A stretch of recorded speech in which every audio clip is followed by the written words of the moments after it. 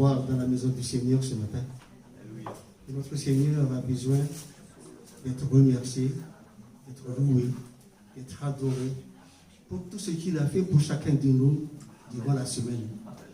Aujourd'hui, montrons notre reconnaissance envers lui et profiter de le remercier pour tout ce qu'il a fait pendant toute la semaine. Le combat termine bientôt, mais nous persévérons dans cette lutte parce que là, aujourd'hui, nous sommes tous là, dans la maison du Seigneur, Amen. Avec le déconfinement partiel, mais nous attendons que Dieu va tout lâcher tout ça. Et je vous invite à vous lever pour la gloire de notre Dieu, avec ce chant. Sentez-vous libre.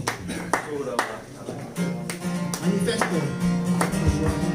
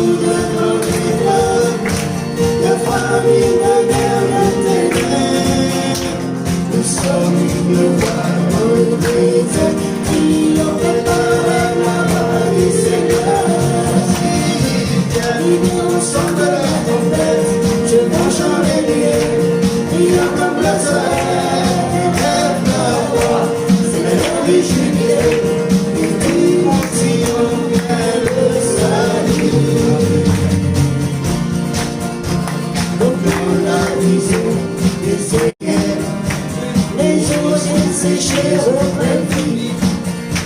et comme je t'en servirai, ta douleur devant l'autel de louange.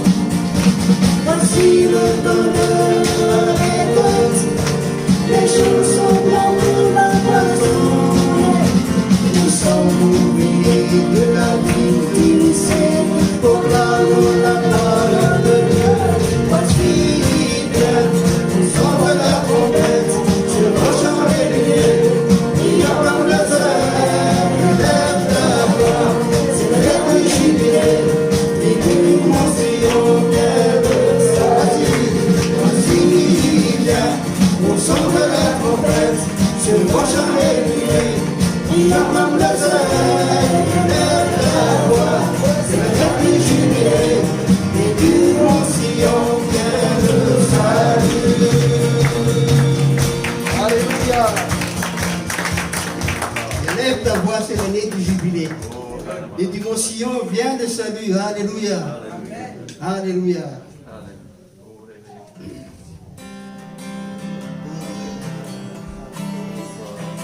Jésus combat pour nous en tout temps, entouré de tous les anges. Et nous prenons plaisir à savoir qu'il est couronné vainqueur. Amen. Combat pour nous en tout temps, entouré de tous les anges. Et je prends plaisir à savoir que tu es couronné vainqueur. Mon secours et mon défense, mon ami et mon sauveur. Par ta grâce je vis, j'existe pour t'adorer. Quand j'entends louer ta grandeur, devant toi je me prosterne. Et la peur c'était devant toi, tu es couronné vainqueur. Que ta gloire inonde ce lieu, et que ta puissance déborde. Par ta grâce je vis, j'existe pour t'adorer.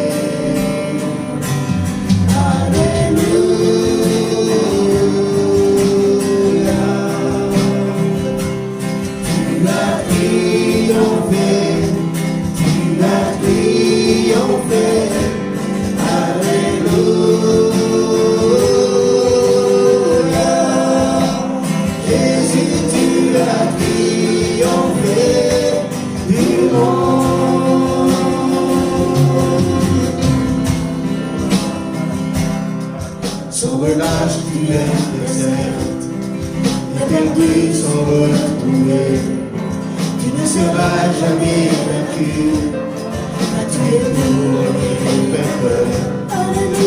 Jésus, tu es le Messie, l'espérance du monde entier. Par ta grâce je vis, j'existe pour t'adorer.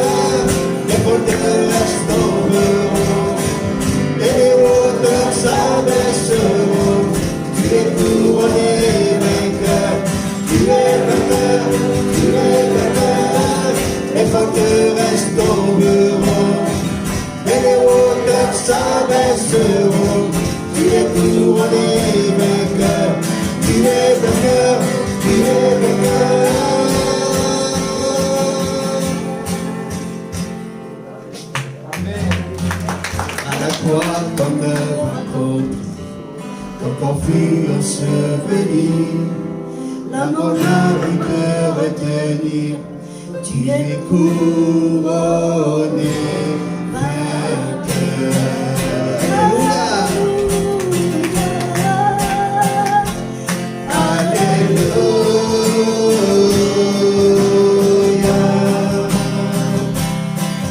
as triomphé, tu as triomphé, alléluia.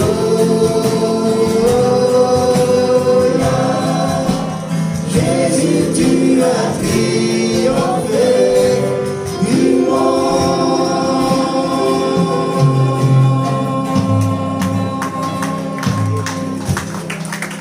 Merci Jésus, tu as triomphé du monde. Tu as accompli, Seigneur, ce que ton Père, ce que notre Père aussi nous donne. Ce matin, mon cœur est dans la joie et je veux partager entre mes frères et sœurs qui sont présents ici. Même pour vous, ceux qui sont à la maison. Merci pour ta présence, Seigneur. Merci pour ta bienveillance envers nous. Et merci pour ce moment que tu nous accordes. Que ta gloire resplendisse, Seigneur, dans notre assemblée, dans notre vie respective. Sois loué, Père, sois adoré. Dans le bon nom de Jésus, nous avons prié. Alléluia.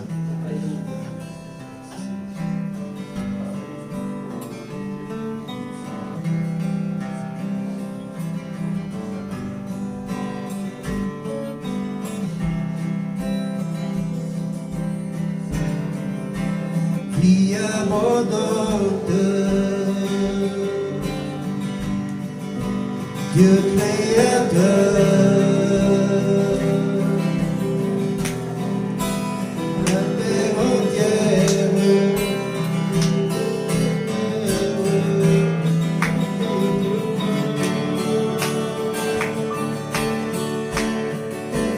le début, la fin. Dieu éternel, tu es le premier, tu es le dernier, Alpha Oméga.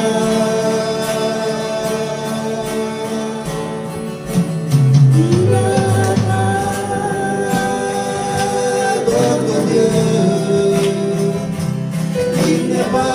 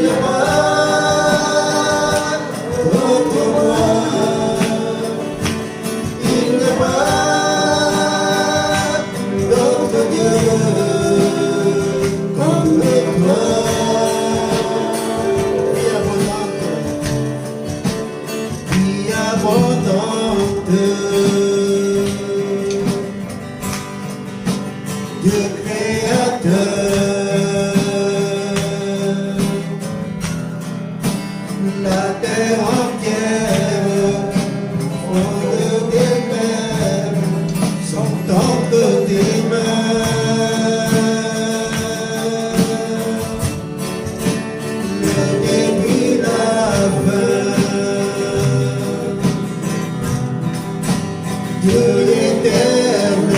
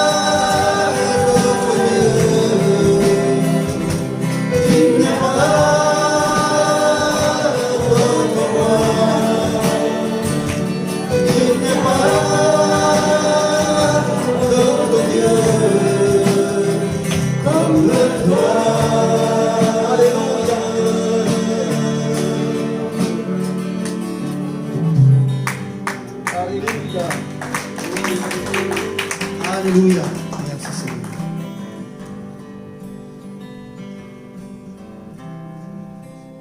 Père éternel, c'est une grâce, c'est un privilège que tu nous accordes ce matin, nous tes enfants, d'être dans ta maison.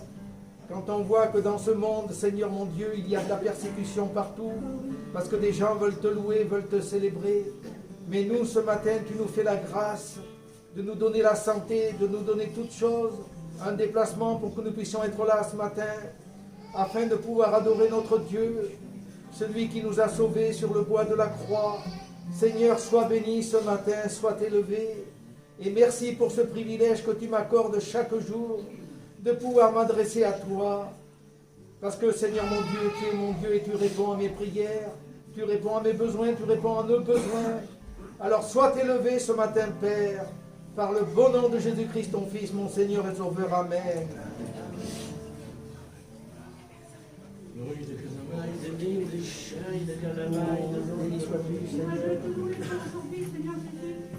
Oh, il est là, il est là,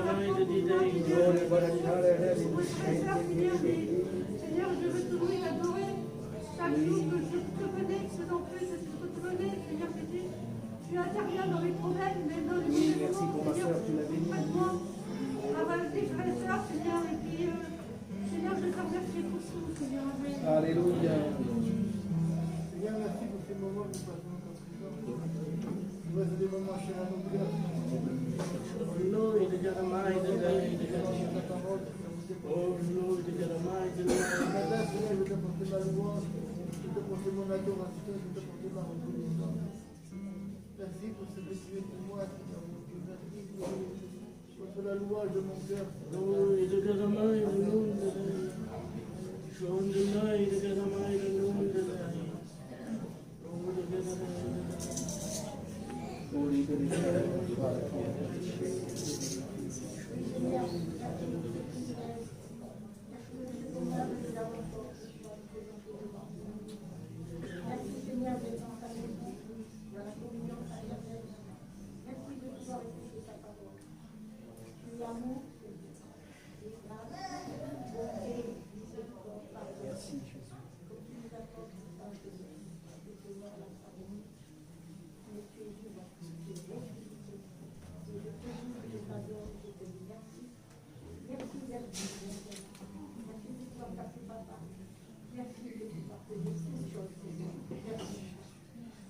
Je dis encore, mi mon bon Dieu. Mi connaît bien en moi, parce que tous les jours, mi voit ce que il fait avec moi. Et moi, il est content de trouver son chemin maintenant. Alléluia. Tout ce qu'il passe, il est côté moi, il te dit à moi, il dit, va, allez, frappe, avance, viens. Et moi, il est content. Mais sans sa présence en moi tous les jours, comme il s'est fait mon examen. Il est là, dans mon chemin. Et il est bougie, il n'aime pas. Il m'aime le fait de la vie, il m'aime vers mon Père. Abba, papa, je te loue, je t'adore. Jamais je te quitterai, Seigneur, car tu es ma vie tout entière. Je te la consacre, Seigneur. Et je me baptiserai, je veux naître de nouveau, Seigneur. Je sens ça en moi, Seigneur, car tu es le Dieu, tu es le suprême. Rien n'est possible à toi, Seigneur. Je t'adore et j'espère en toi, Seigneur. Amen. Alléluia.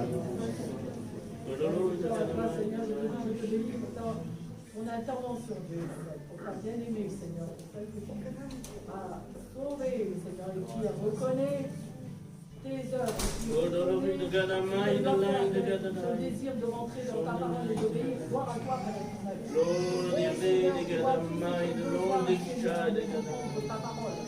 Que tu les manifestes, oh Dieu, dans chaque cœur, au nom de Jésus, afin que chaque cœur puisse voir comment tu veux qu'il fonctionne. Parce que nous sommes chacun membres de toi, Jésus-Christ. Et si vraiment ces membres qui t'appartiennent suivent tes voies et t'obéissent, alors à toi toute la gloire. À toi toute la gloire, Jésus. À toi toute l'honneur, à toi toute la puissance, à toi toute la force, à toi toute la sagesse. Même si en ce moment, c'est toi qui sais comment intervenir. Par ton Esprit Saint, oui, béni sois-tu, Père éternel, cette œuvre magnifique, au nom de Jésus-Christ. Amen. Seigneur, tu es notre source. Seigneur, Seigneur, tu es celui qui désaltère. Amen. Qui désaltère notre âme. Alléluia. Qui était desséchée, morte. Seigneur, l'eau du Saint-Esprit est venue vivifier notre vie tout entière, dans notre esprit, notre âme et notre corps. C'est pourquoi ce matin, ce n'est pas les morts qui te louent, mais les vivants. Amen. Tu nous as ressuscités avec toi, Seigneur.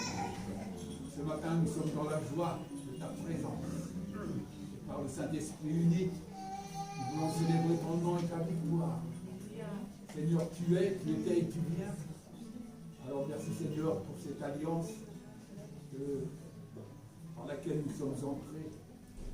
Seigneur, ta bonté, ta grâce, ta miséricorde, ton amour se renouvellent chaque matin pour chacun d'entre nous. Au nom de Jésus. Amen.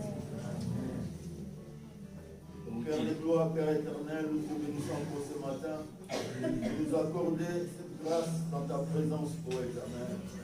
De nous accorder cette grâce d'être appelés tes enfants, ô mon Dieu. De nous accorder cette grâce de nous racheter par le sang de ton Fils.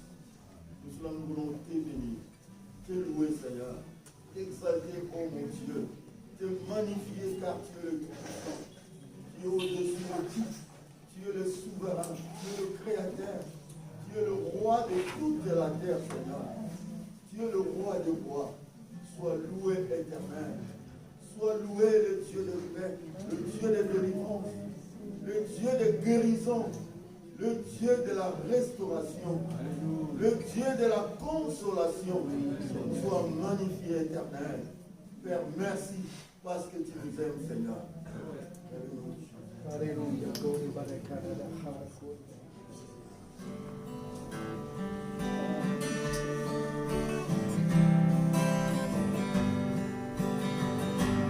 Je donne gloire, gloire,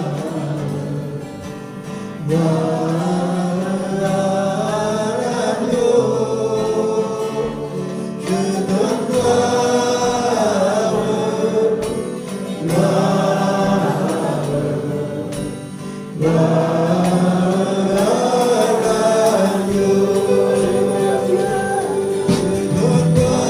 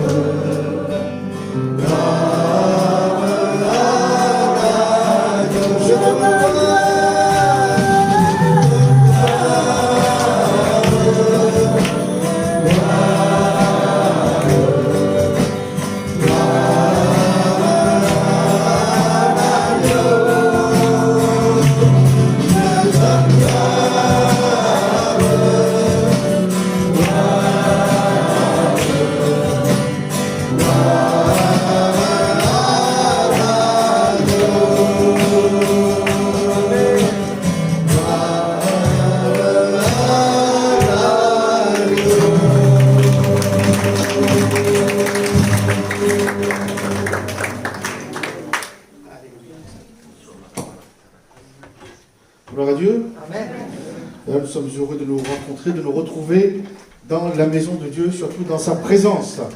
Donc bienvenue aussi à ceux, je répète, qui nous regardent au travers du site adédébauche.com. Notre culte de ce matin, je le redis, Dieu est présent par son esprit, ici avec nous, mais aussi avec vous, vous qui ne pouvez pas sortir de chez vous. Voilà, nous ouvrons maintenant la parole de Dieu dans le livre des psaumes, au chapitre 40, au verset 1er. Donc ce dimanche, il y a assouplissement un peu de la barrière concernant le coronavirus, puisque maintenant, il y a une chaise de libre entre chaque famille.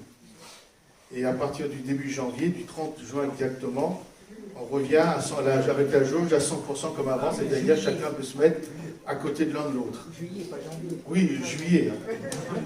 Mais tout en gardant le masque. Amen.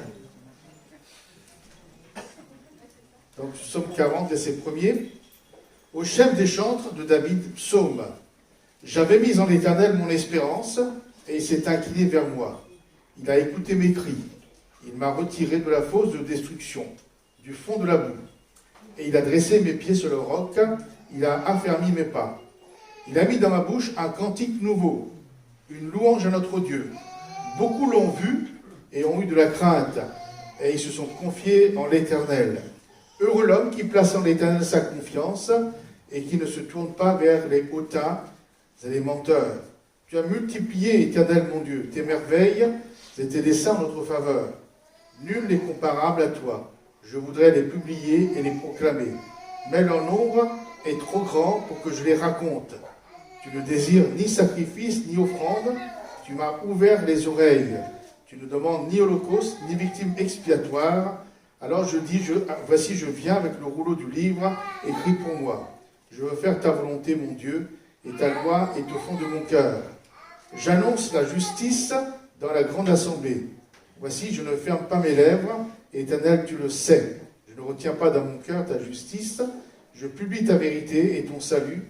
Je ne cache pas ta bonté et ta fidélité dans la grande assemblée. Toi, Éternel, tu ne me refuseras pas tes compassions. Ta bonté et ta fidélité me garderont toujours, car des maux sans nombre m'environnent, les châtiments de mes iniquités m'atteignent. Donc je retrouve mon verset, c'est ça. Et je n'ai pu en supporter la vue, ils sont plus nombreux que les cheveux de ma tête, et mon courage m'abandonne. Veuille me délivrer, ô Éternel, Éternel, viens en hâte à mon secours. Amen. David, qui est le roi David, a écrit ce psaume pour parler de son espérance en Dieu. Son espérance en Dieu alors qu'il passe un moment de crise et de difficulté. David dit, en l'occurrence, j'avais mis ma confiance en Dieu, et Dieu a honoré cette confiance en agissant et en intervenant dans ma vie. Donc l'espérance de David en Dieu est sans faille. Il a pleinement confiance en Dieu. On pourrait dire que la qualité de son espérance est un modèle du genre selon son témoignage. Et c'est vrai que son expérience de l'espérance en Dieu, la traduction littérale dit, David dit en réalité, j'avais mis en l'Éternel mon espérance, c'est-à-dire attendant, j'ai attendu le Seigneur. Exactement, c'est ça. Attendant, j'ai attendu le Seigneur, et Dieu a incliné son oreille, il a entendu mes cris. Par ces mots, attendant, j'ai attendu le Seigneur, David nous révèle la qualité de son attente et de son espérance en Dieu, alors qu'il est dans la fosse de destruction. Paul nous dit qu'Abraham a eu cette même qualité d'espérance en Dieu. Il dira donc concernant la promesse que Dieu lui avait faite d'avoir un fils, et puis le temps passe, il vieillit, sa femme aussi, il voit son corps s'user, et Paul dit qu'Abraham, pour Abraham, espérant contre toute espérance. Et c'est là une bizarrerie de la langue française. Quand on regarde littéralement, qu'est-ce que ça veut dire? Nous, on comprend le sens. Mais espérant contre toute espérance. C'est-à-dire que quand il n'y a plus d'espérance, il espère encore. Et ça, c'est l'espérance de David, mais aussi d'Abraham. Il n'y a plus d'espérance, il n'y a plus d'espoir, mais lui, il espère en Dieu quand même. Donc, espérant contre toute espérance dans la promesse que Dieu lui avait faite concernant la naissance de son fils Isaac. Et c'est vrai qu'il voyait l'usure du temps dans son corps, et celui de Sarah, humainement parlant. Donc, en réalité, il n'y avait pas d'espérance pour un homme de 99, 100 ans, d'engendrer un enfant, et puis même son épouse, 90 ans. C'est vrai que la science maintenant, on n'est plus étonné. J'ai vu dans l'actualité, une Nigérienne, je crois, qui a accouché 10 enfants. 10 enfants. Faire quand même. Hein. 7 fils et 3 filles. Mais arrivé à terme. Oui. Enfin bon. Voilà, donc, mais en tout cas, Abraham, là, donc, à cet âge-là, dans cette époque-là, il n'y a pas de visite médicale, il n'y avait rien du tout. Mais en tout cas, à 100 ans et 90 ans, son épouse, il a espéré contre toute espérance. Et Dieu a entendu son cri, a répondu. L'espérance de David, l'attente de David concernait sa délivrance d'une fosse de destruction. Cette fosse devient une fosse de destruction parce qu'au fond, il y avait de la boue. Le mot technique qui est traduit par la boue désigne quelque chose de gluant et de collant. C'est un peu comme le sable mouvant. Vous savez, donc quand on va au Mont-Saint-Michel, mais pas par la route, mais par les sables. Et donc, les jeunes au camp de jeunesse, donc nous avions aussi fait le Mont-Saint-Michel par les sables. Et donc, le guide, il fallait suivre bien ses pas, reprendre de ses pas. Et à un moment, il s'est arrêté, il dit, regardez, le sable mouvant est là. Donc, il a tenu une corde et puis il a marché dedans. Vous me tirez, donc il a commencé à s'enfoncer. C'est ça, c'est un peu comme ça. Et donc, la boue dans la fosse. Donc la fosse, c'est vrai que ça tenait prisonnier, mais le fait qu'il y avait de la boue, ça devient une fosse de destruction, puisqu'il ne peut pas se retirer lui-même de cette boue, et il allait s'enfoncer. Donc cette boue, de gluant, de collant, ralentit David. Cette boue freine David. Cette boue le déstabilise. Et cette boue le fatigue, parce que plus on va bouger, plus il va fatiguer, plus on va s'enfoncer. Et donc cette boue l'épuise jusqu'à le détruire. Et David n'est pas le seul homme à être dans une fosse de destruction. Le prophète Jérémie a vécu la même épreuve, le même genre d'épreuve, puisque Jérémie chapitre 38, verset 6, Jérémie 38, verset 6,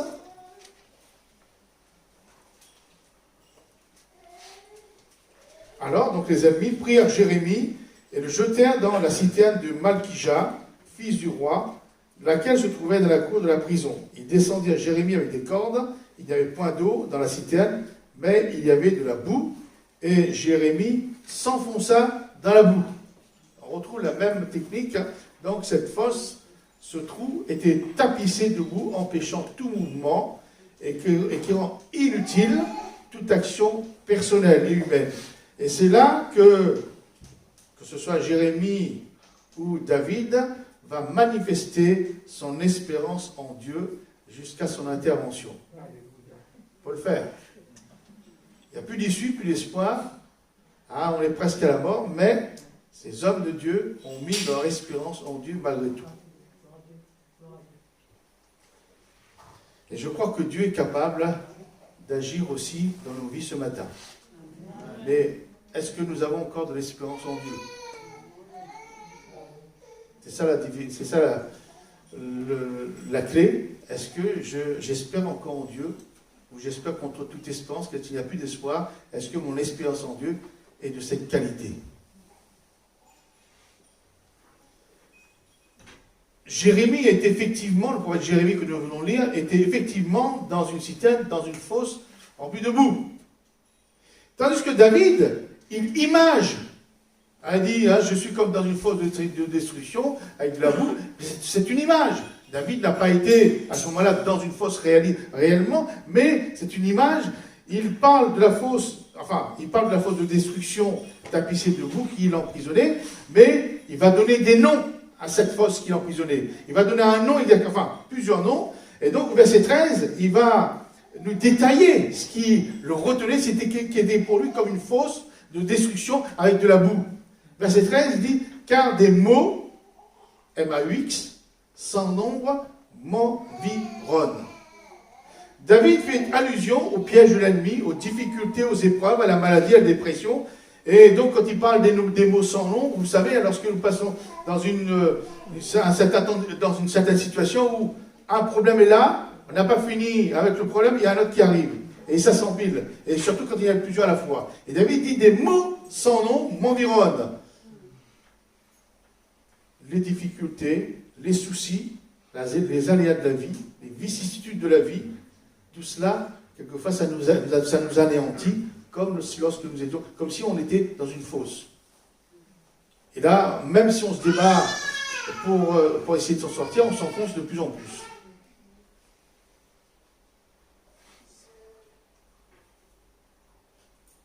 Et dans plusieurs psaumes, il est question de fosse, de filet, pour détruire le chrétien. Psaume 35, verset 7.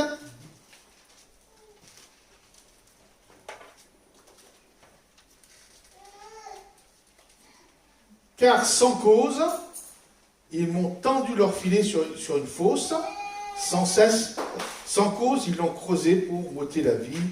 Amen. Je répète, sans cause, ils m'ont tendu leur filet sur une fosse, sans cause, ils l'ont creusé pour m'ôter la vie.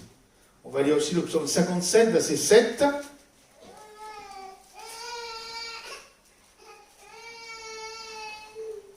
Ils avaient tendu un filet sous mes pas, mon âme se courbait, ils avaient creusé une fosse devant moi, et ils y sont tombés.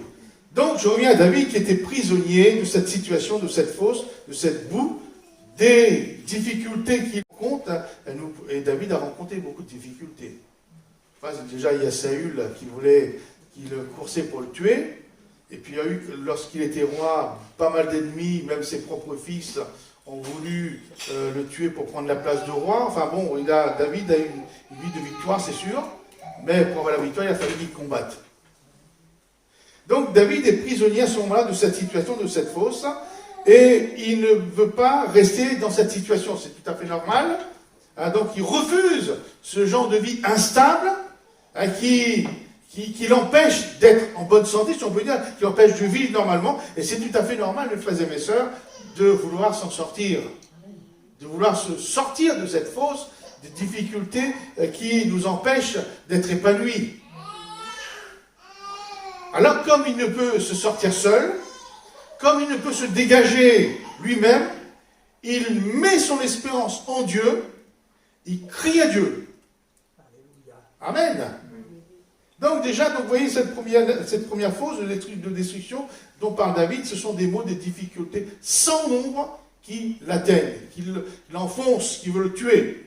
Et il va donner aussi un autre nom, de cette fosse de destruction, parce que quelquefois, comme il a dit des mots sans nombre, et là il va dire des mots, mais aussi il y a autre chose aussi qui va le conduire, comme s'il était dans une fosse, verset 13. Les châtiments de mes iniquités m'atteignent, et je puis en supporter la vue, ils sont plus nombreux que les cheveux de ma tête.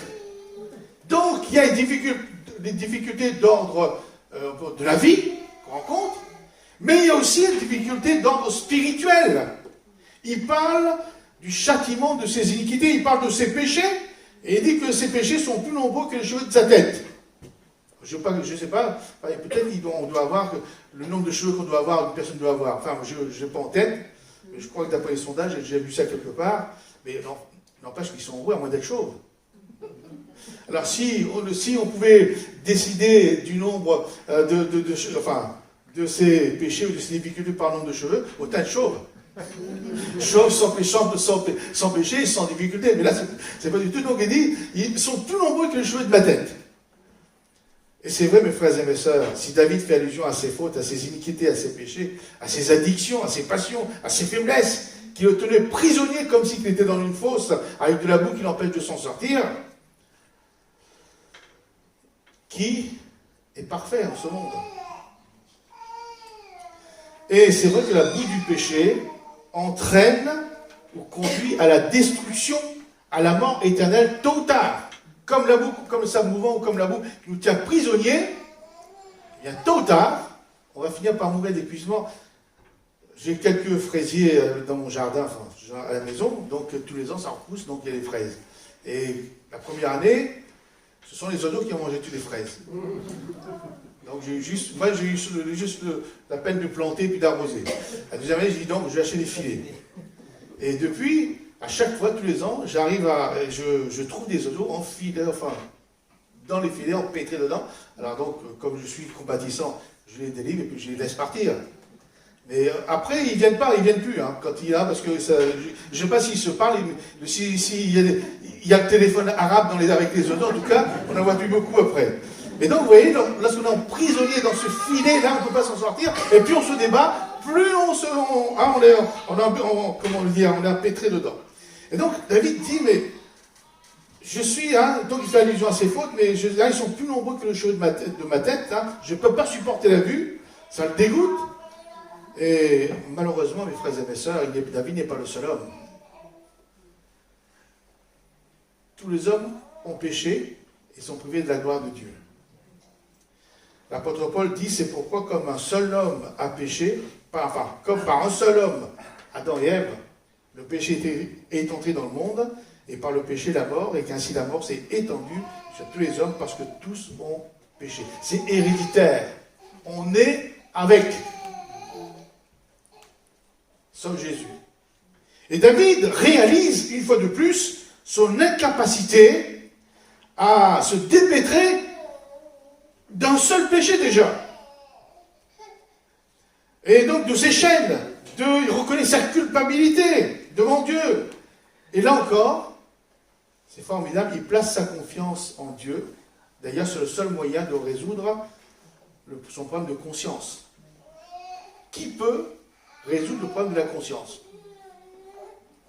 Vous allez voir votre docteur, là j'ai une mauvaise conscience, docteur guérissez-moi. S'il va vous donner des tranxènes, des machins pour vous... mais il ne pourra rien faire. Il n'y a que Jésus seul. Donc 1 Jean 1,9, donc l'apôtre Jean nous dit, 1 Jean 1,9, si nous confessons nos péchés, c'est-à-dire si nous les reconnaissons, nous les avouons, nous les admettons, parce que quelquefois on ne l'admet pas. La main prise dans le sac, on est capable de dire non, c'est pas moi.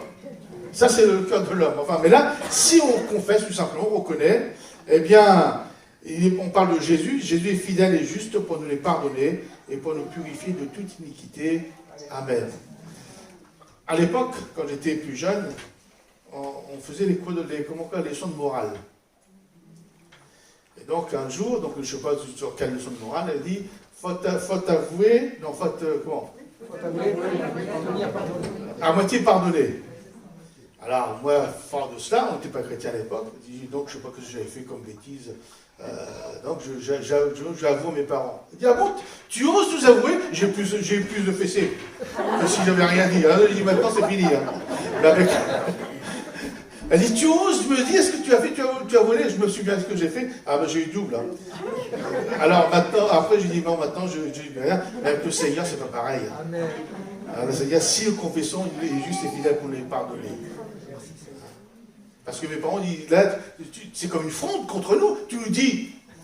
Alors que si on les cache, on dit non. Donc, mais avec le Seigneur, quand on avoue, on est pardonné. Et d'ailleurs, Jean-Baptiste dit de Jésus, voici l'agneau de Dieu qui ôte le péché du monde. Et c'est le seul moyen que Dieu a choisi pour nous retirer de la boue du péché, qu'on reconnaisse sa culpabilité devant lui et qu'on place sa confiance et son espérance en la personne de Jésus. Et le monde va chercher toutes sortes de techniques, de choses pour enlever le péché, mais non, il n'y a que Jésus. Et le témoignage de l'apôtre Paul, Colossiens chapitre 2, verset 13.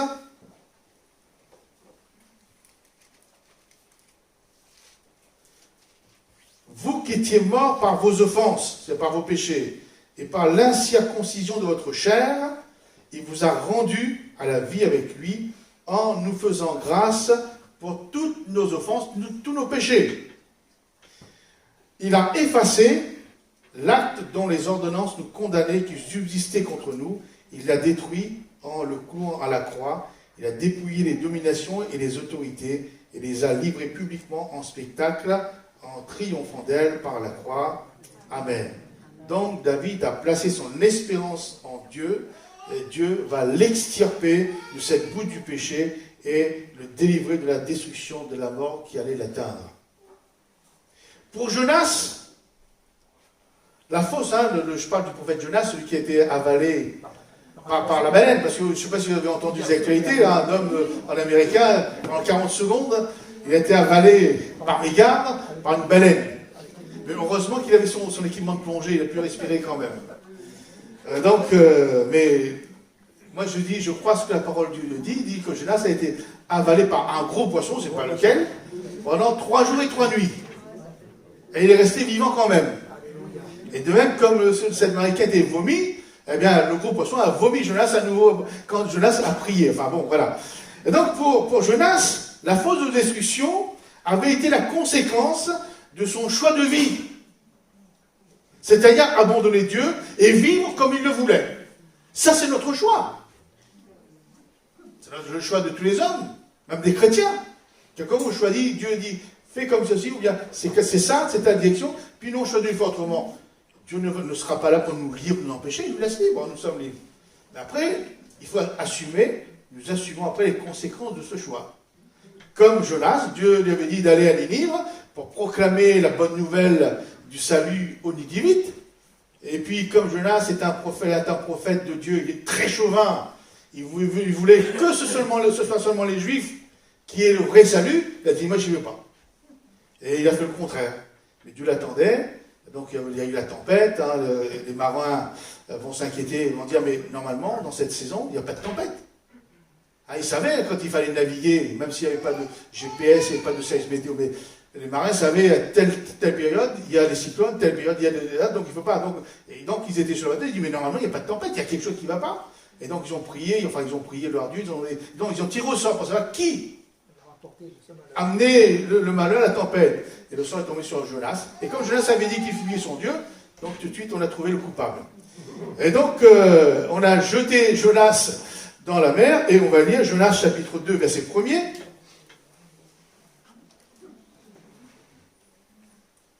L'Éternel fit venir un grand poisson, hein, donc il n'est pas question de baleine, ni de cachalot, ni de quoi que ce soit.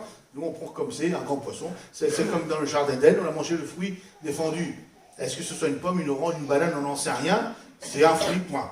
Et là, c'est l'Éternel qui fit venir un grand poisson pour engloutir Jonas. Et Jonas fut dans le ventre du poisson 3 jours et 3 nuits. Jonas, dans le ventre du poisson, pria l'Éternel son Dieu. Comme quoi, mes frères et sœurs, on peut prier partout. Alléluia. Et quand on attend uniquement, je connais une chrétienne qui ne priait qu'à l'église. C'est bien. Mais chez elle, elle ne priait pas. Donc, je crois qu'il faut être sage, être équilibré, on prie chez soi, on prie à l'église, etc. Enfin, voilà. Et là, dans le ventre du poisson, Jonas a osé prier. Donc, dans le ventre du poisson, il pria l'Éternel son Dieu et dit, dans ma détresse, j'ai invoqué l'Éternel et il m'a exaucé. Du sein de ce jour des morts, j'ai crié et tu as entendu ma voix. Tu m'as jeté dans l'abîme, dans le cœur de la mer, et les courants d'eau m'ont environné. Toutes tes vagues et tous tes flots ont passé sur moi. Je disais, je suis chassé loin de ton regard. Mais je verrai encore ton saint temple. Les eaux m'ont couvert jusqu'à m'ôter la vie. L'abîme m'a enveloppé, les roseaux ont entouré ma tête. Je suis descendu jusqu'aux racines des montagnes. Les barres de la terre m'enfermaient pour toujours. Mais tu m'as fait remonter vivant de la fosse. Alléluia. Éternel mon Dieu, quand mon âme était abattue dedans de moi, je me suis souvenu de l'Éternel et ma prière est parvenue jusqu'à toi. De son saint temple, ceux qui s'attachent à de vaines idoles, éloigne d'eux la miséricorde. Pour moi, je t'offrirai des sacrifices avec un cri d'action de grâce. J'accomplirai les vœux que j'ai faits. Le salut vient de l'Éternel. L'Éternel parla au poisson et le poisson vomit Jonas sur la terre. Amen. Ah, Jonas voulait vivre sa vie, voulait vivre une vie d'aventure. Ben, il a connu l'aventure. Hein. Et ce qui est intéressant, c'est que dans la galère, dans le ventre du poisson, là où il était, Jonas, il a prié. Et Dieu n'a pas dit, c'est bien fait pour toi, tu n'avais qu'à pas à faire ta volonté. Mais aussitôt que Jonas est revenu à Dieu, il a prié, Dieu l'a sorti de la fosse. Dieu l'a retiré de la fosse de destruction, et bien sûr, Jonas, il a accepté à nouveau le plan de Dieu.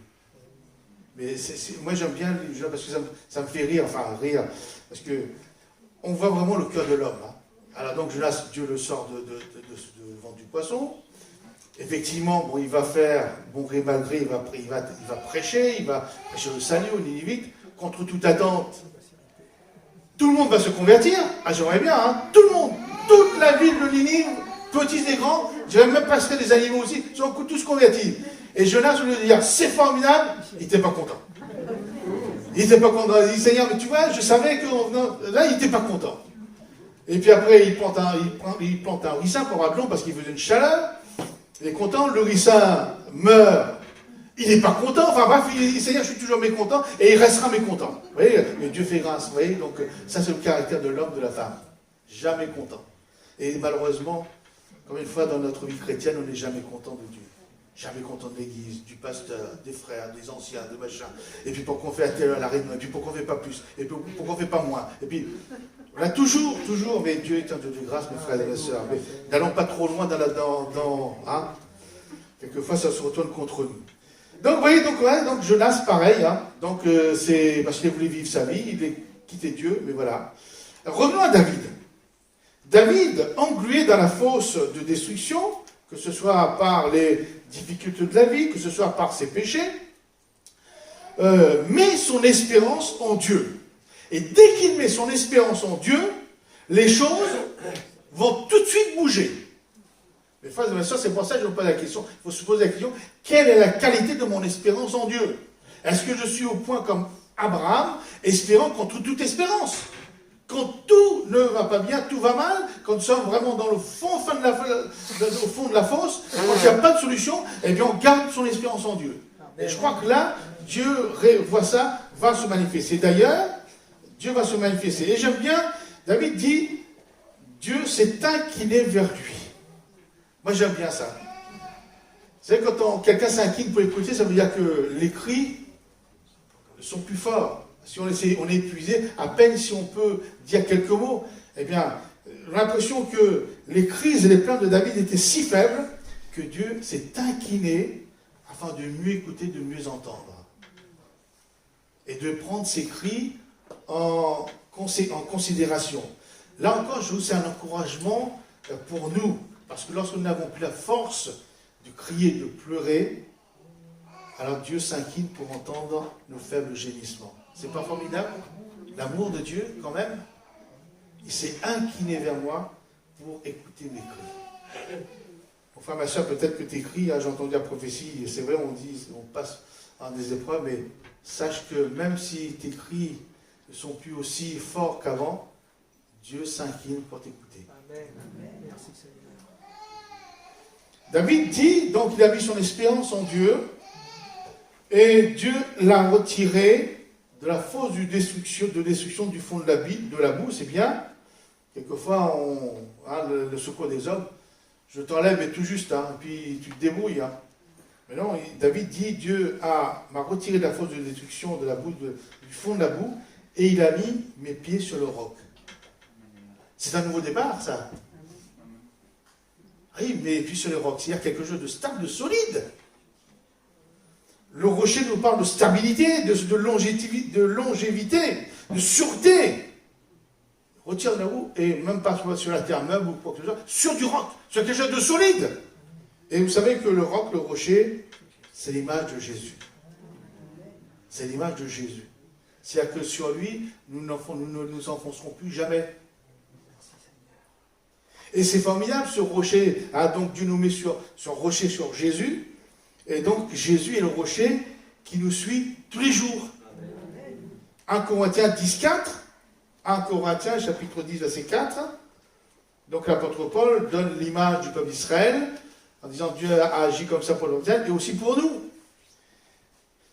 Donc, en parlant du peuple d'Israël, enfin, les hommes et les femmes du peuple d'Israël ont tous bu le même breuvage spirituel, car ils buvaient un rocher spirituel qui les suivait. Ce rocher était Christ.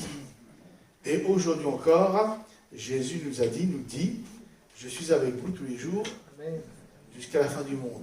Il est le rocher, le roc. Et donc, là aussi, Jésus a dit, vous aurez des tribulations dans le monde. Mais prenez courage, j'ai vaincu le monde. Le roc, le rocher. Amen. Donc, Dieu a enlevé David de la fosse, de la boue, et il l'a mis sur quelque chose de stable, qui est dur, quelque chose qui le rend fort, qui le soutient.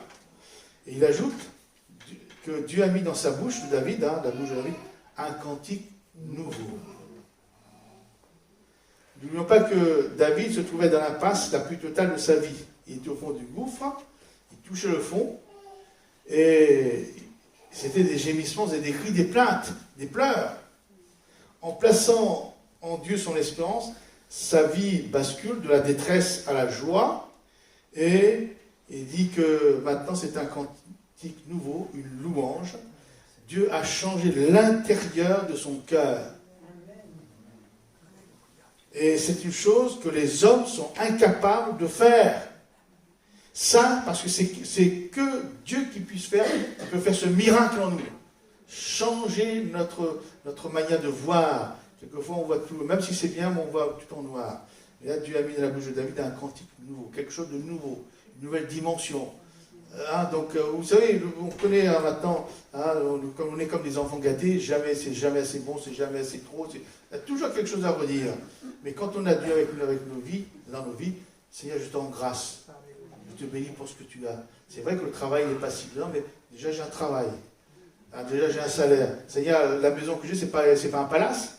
Je n'ai pas la chambre parentale.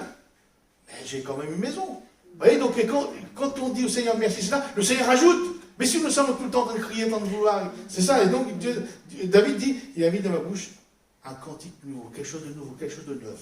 Amen.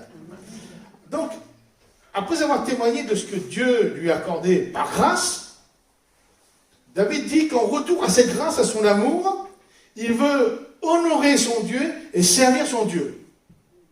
Vous savez, on a connu les pasteurs, les gens qui venaient à l'église, ils sont malades, ils sont machin, on prie pour eux, ils sont guéris. Après, on ne les voit plus du tout. Ils ont eu ce qu'ils avaient, c'est terminé. Mais David dit non. Après avoir reçu, été délivré, maintenant, en retour, c'est pas il faut faire pour recevoir, non, en retour à son amour, librement, David dit, je veux faire ta volonté. David ne veut plus se retrouver englué dans la boue ou de la fosse qui détruisait sa vie.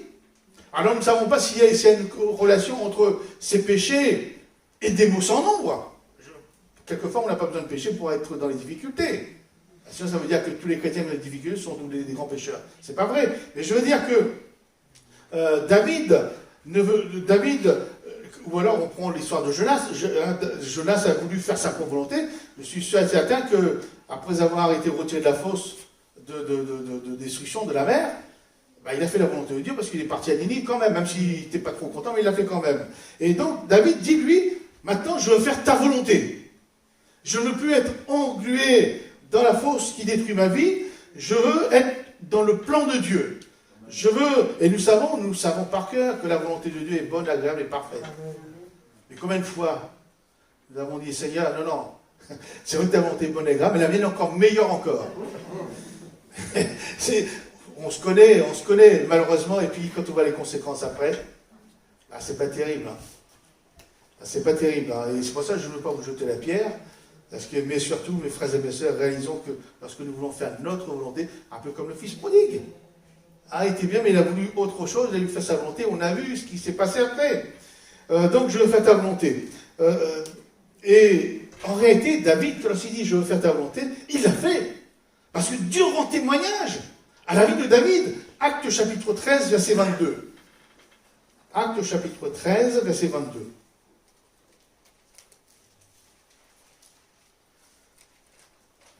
Voilà ce que dit la Bible, la parole de Dieu.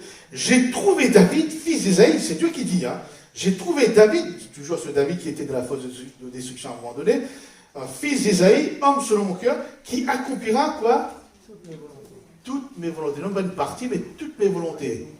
Il a essayé de faire toutes les volontés de Dieu. Il a essayé d'être dans le plan de Dieu. Et ça, c'est formidable parce que David a tellement vu l'amour de Dieu, la grâce de Dieu dans sa vie, il dit, Seigneur, maintenant, je vais faire ta volonté. Je veux vraiment. Et il ajoute que maintenant, ta loi est au fond de mon cœur.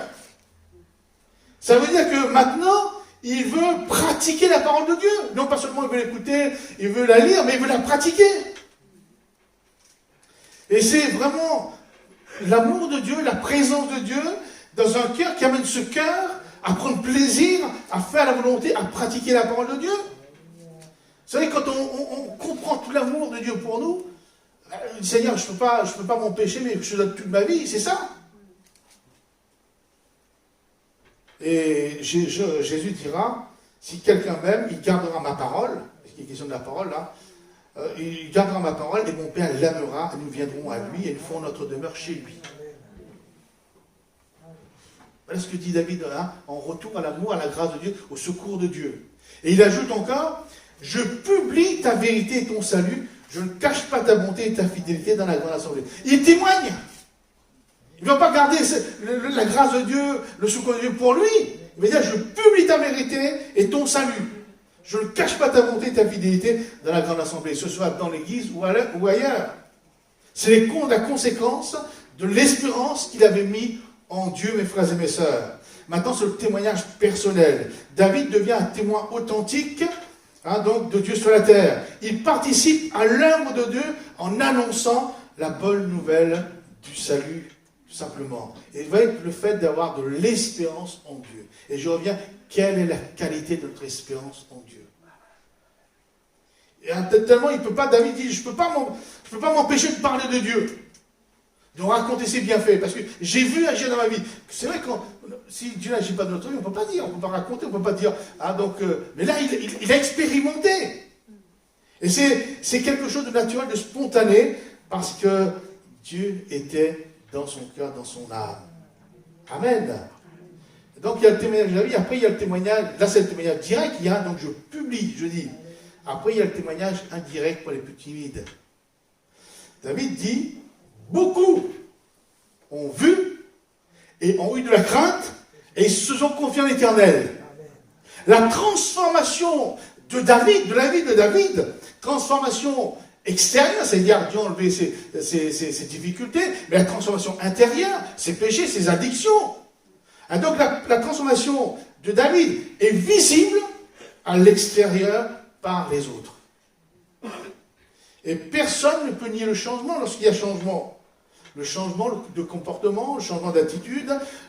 Quelqu'un de joyeux, autrefois, était la tête, comme le disait le missionnaire, l'évangéliste Moïse Harou, comme une cafetière belge. Je ne sais pas comment elle est, la cafetière des Belges. Donc, il disait la tête, il dit non, c'est pas ça. Donc, vous voyez, le visage est tellement transformé, la vie est tellement transformée que les gens, ils voient, ils regardent. Les voisins, les collègues, les amis, la famille, ils voient, ils disent, mais il y a quelque chose qui ne colle pas. Et donc, déjà, ça les interpelle. Je me souviens, lorsque j'ai commencé à travailler au laboratoire, donc ça faisait 2-3 jours, une semaine, même pas que j'étais là, je n'avais rien dit, je n'avais pas témoigné, rien du tout, donc je faisais mon travail tout simplement. Puis quelqu'un me dit, mais tu es différent. Tu n'es pas comme nous. J'ai pu rendre témoignage. Pourquoi j'étais différent? Pourquoi je n'allais pas fumer parce que quand c'était la pause? Pourquoi je n'allais pas... À l'époque, l'alcool était toléré, les bières... Pourquoi je ne prenais pas d'alcool avec eux? Pourquoi je ne plaisantais pas sur les choses douteuses? Il dit, mais il y a quelque chose. J'ai pu ouvrir la bouche et dire ce que j'étais. J'étais un chrétien, tout simplement. Et beaucoup l'ont vu, ont témoigné, ont dit, mais Seigneur, c'est pas possible. Et ils se sont confiés, eux aussi, en l'Éternel. Mes frères et mes sœurs, c'est formidable. Et travaillons sur la qualité de notre espérance. Ou Dieu est un Dieu d'espérance, ou il ne l'est pas. Ou il l'est, ou il ne l'est pas. Et on ne peut pas, si chrétiens que nous sommes, nous n'avons pas suffisamment d'espérance en Dieu, alors notre foi est vaine. Alors notre vie chrétienne est triste, morte. C'est même pas la peine de vivre ce genre de vie chrétienne. Michée, le prophète Michée, dit, lorsqu'il regarde le peuple d'Israël, tout le péché qui régnait, la terreur, etc., il dit, pour moi, je regarderai vers l'Éternel, je mettrai mon espérance dans le Dieu de mon salut, mon Dieu m'exaucera. Mes frères et mes sœurs, ce matin, peut-être tu passes par des épreuves, des difficultés, mais si tu pouvais dire comme Michée, pour moi, je regarderai vers l'Éternel, je mettrai mon espérance dans le Dieu de mon salut, mon Dieu m'exaucera. Ce sont des paroles, c'est pas... Bien sûr, Michée l'a écrit, mais ce sont les paroles que Dieu a mis dans la bouche de Michée pour l'écrire. Quelquefois, comme je disais il y a quelques instants, tout à l'heure, moi, je n'ai pas écrit la parole de Dieu, c'est écrit, donc Dieu s'est avancé, Dieu, c'est lui, donc moi je ne fais que redire la même chose. Et je crois en la parole de Dieu. Ah, donc, mes frères et mes sœurs, travaillons sur la qualité de notre espérance. C'est tout ce que, je crois que c'est très important, surtout dans la vie que nous vivons aujourd'hui, et on espère que ça va aller mieux, mais j'ai bien peur que non. Alors que Dieu nous bénisse ensemble, que Dieu vous enrichisse, et que ce matin, dès ce matin, ayez de l'espérance en Dieu. Espérons contre toute espérance, tout simplement. Amen. Seigneur, nous bénissons ton nom, nous louons ton nom pour cette bonne parole, cette belle parole. Seigneur, tu es un Dieu puissant, tu es l'Éternel. Merci Seigneur, parce que c'est vrai, nous pouvons être, Seigneur, dans le fond de la fosse, même comme Jonas, dans le ventre d'un poisson, le poisson lui-même est au fond de l'abîme. Nos prières sont entendues. Tu t'inclines pour écouter nos cris et pour nous délivrer. Aide-nous, Seigneur, aide-nous ce matin à soigner la qualité de notre espérance en toi. Espérons contre toute espérance. Et je te prie pour mes frères, pour mes sœurs, Seigneur, qui passent peut-être dans des moments difficiles. Seigneur, mais l'espérance est en toi. Parce que tu es Dieu d'espérance. Alors, veuille les bénir, les encourager, les fortifier et surtout les retirer de la fosse de destruction. Amen.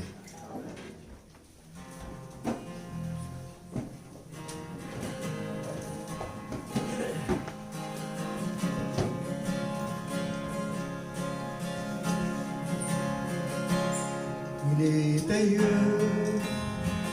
d'où vient la grâce et ne meurt pas.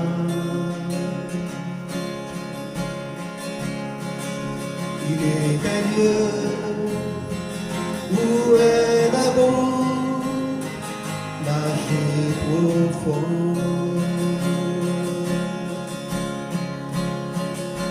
où tout l'amour jamais trouvé, comme un torrent inondé. À la croix,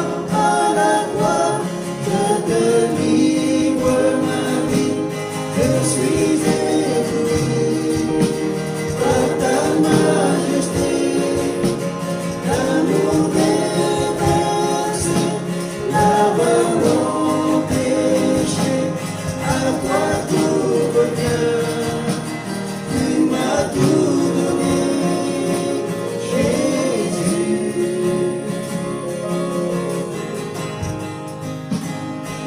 Il est un lieu où le péché est terrassé.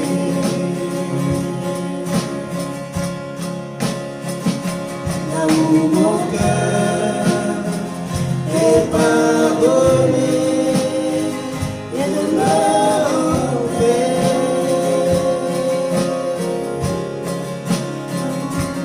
Tout l'amour jamais trouvé, comme un torrent inondé. À la croix, je te livre ma vie, je suis ébloui par ta majesté, l'amour déversé, lave mon péché, à toi tout revient, tu m'as tout donné. À la croix, je te livre ma vie, je suis ébloui par ta majesté, l'amour déversé, lave mon péché, à toi tout revient, tu m'as tout donné.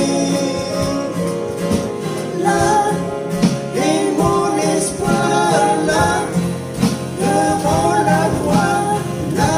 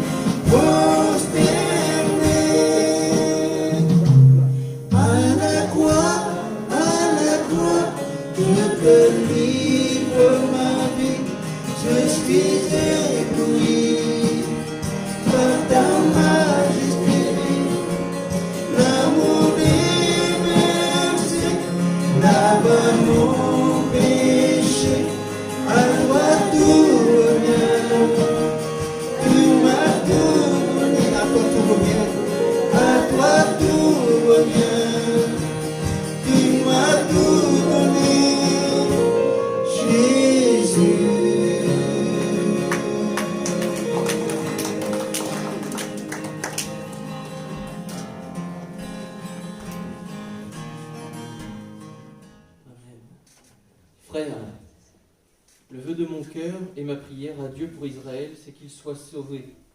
Je leur rends le témoignage qu'ils ont du zèle pour Dieu, mais sans intelligence, ne connaissant pas la justice de Dieu et cherchant à établir leur propre justice. Ils ne sont pas soumis à la justice de Dieu, car Christ est la fin de la loi pour la justification de tous ceux qui croient. En effet, Moïse définit ainsi la justice qui vient de la loi. L'homme qui mettra ces choses en pratique vivra par elles. Mais voici comment parle la justice qui vient de la foi. Ne dis pas en ton cœur, qui montera au ciel? C'est en faire descendre Christ. Ou qui descendra dans l'abîme? C'est en faire remonter Christ d'entre les morts. Que dit-elle donc? La parole est près de toi, dans ta bouche et dans ton cœur.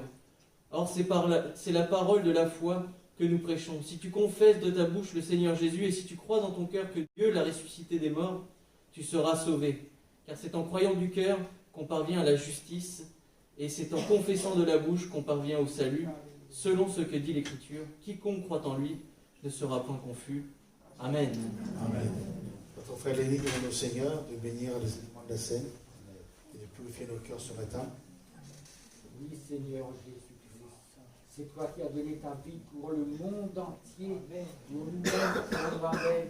Et ce matin, Seigneur Jésus, nous confessons que c'est toi notre raison de vivre. Et nous allons prendre ce pain et ce vin en mémoire de ce que tu as fait, Seigneur Jésus. Merci de bénir ce pain et ce vin et de nous bénir chacun. Et qu'à ton nom seul soit la gloire. Amen. Amen. Amen. Voilà, mes frères et mes sœurs, je vous invite à vous lever pour participer à la scène, au pain et au vin. Nous qui sommes baptisés par immersion. Et bénissons le Seigneur pour toutes les fois nous a retirés de la fosse de destruction. Et même comme Jonas, il était encore dans la fosse. Bénissez-le, louez-le parce qu'il va le faire par la foi.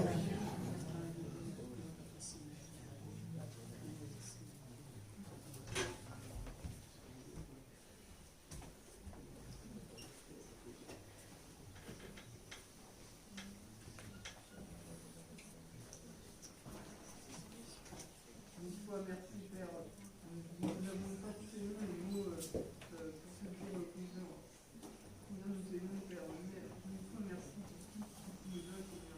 Merci d'être la lumière qui éclaire nos pas, Père. Merci Seigneur pour cette œuvre que tu as fait pour nous. Et nous être reconnaissants, Seigneur, de ce que tu as fait à la fois et ne pas prendre vraiment cette scène en vain, Seigneur. Alléluia. Amen. Alléluia.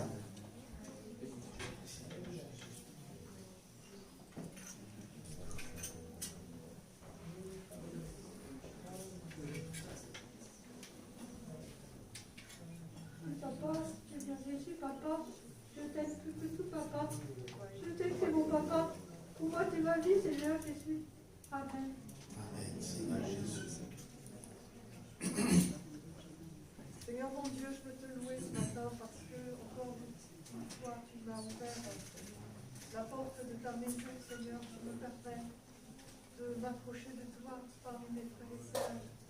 Et c'est une grâce immense, Seigneur. Combien je te remercie de m'avoir cherché dès ma jeunesse et de m'avoir trouvé. Mon âme te loue, Seigneur, parce que c'est une grâce que je ne méritais pas, mais tu me l'as donnée. Mon âme te loue ce matin, Seigneur, parce que tu es celui qui se laisse chercher, parce que tu me trouves, tu es trouvé par ceux qui ne me cherchaient pas.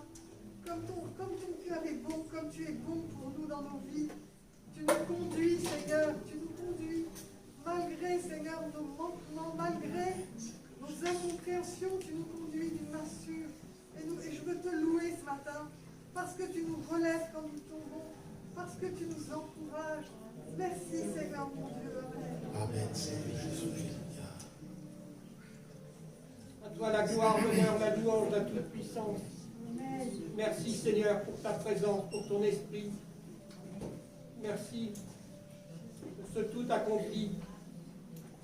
Merci parce que tu nous as unis et réunis. Je te bénis. Gloire, honneur, louange à toi Seigneur. À toi puissance, Seigneur. À toi louange, Seigneur. À toi gloire, Seigneur. Mais Seigneur, je ne vais pas prendre cette pain sainte, mais toi, Seigneur, donne-le-moi spirituellement, Seigneur. Amen, Seigneur. Oui, Seigneur, je ne te dirai jamais assez merci. Merci d'avoir sauvé ta vie. Merci d'avoir pris ta main. Merci d'avoir avancé avec toi, Seigneur. Où je serai aujourd'hui, Seigneur, dans ma misère, dans ma folie, dans ma faiblesse. Et tu es venu, Seigneur. Et tu as pris mon péché. Tu as pris ma folie, tu as pris ma misère. Tu m'as donné la vie. Et si je suis encore là aujourd'hui, c'est parce que tu vis en moi. Parce que tu veux bien de moi, Seigneur. Alors, Seigneur, à qui veux-tu que j'aille maintenant? Je t'aime d'un amour, d'un grand amour, Seigneur, je t'aime. Tu me dis toujours que je t'aime, Seigneur, je t'aime. Et à qui veux-tu maintenant que j'aille? Puisque je te connais, comme tu es grand et bon pour moi, comme tu es merveilleux. Tu es le merveilleux, Seigneur. Amen. Voilà, nous passons maintenant au service des offrandes. Donc notre frère Jean-Paul Philippot et des 10 mots.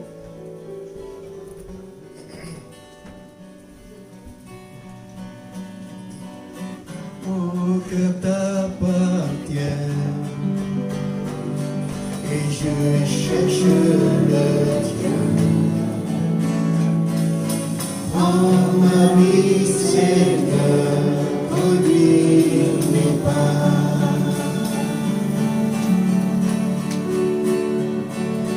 Mon cœur t'appartient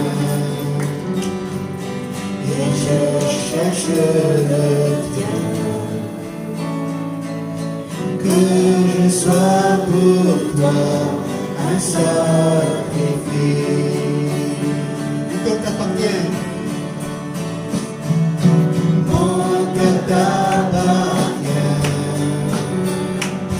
Et je cherche le tien. Prends ma vie, Seigneur, n'oublie pas.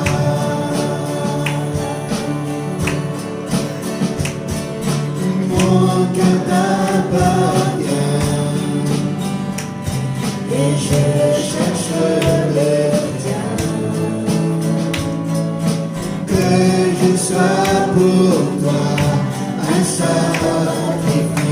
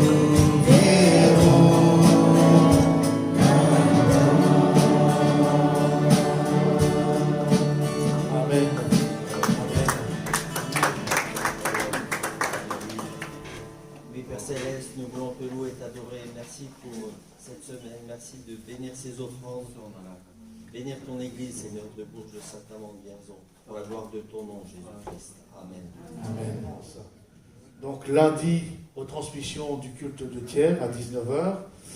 Mardi, réunion de prière à Saint-Amand, 18h30. Mercredi, réunion de prière à Fierzon à 18h30. Et vendredi soir à 18h30, réunion de prière à Bourges. Donc mes frères et mes sœurs, faites l'effort de venir prier avec nous, sachant que Dieu est fidèle, il y a des délivrances, il y a des guérisons. des libérations, mais si vous n'êtes pas prié, vous savez, la prière c'est comme une force, hein. Plus on est nombreux, c'est pas on va faire pencher le bras de Dieu, mais Dieu regarde, voit aussi notre, comment on peut dire, notre intérêt, c'est pas ça, mais comment notre attachement hein, pour son œuvre, pour son Église, mais aussi pour le salut des uns et des autres. Et donc, et dimanche, bien sûr, nous nous retrouvons ici à Bourges à 10h pour notre culte, à Saint-Amand 9h30 et à Vierzon 10h. Amen.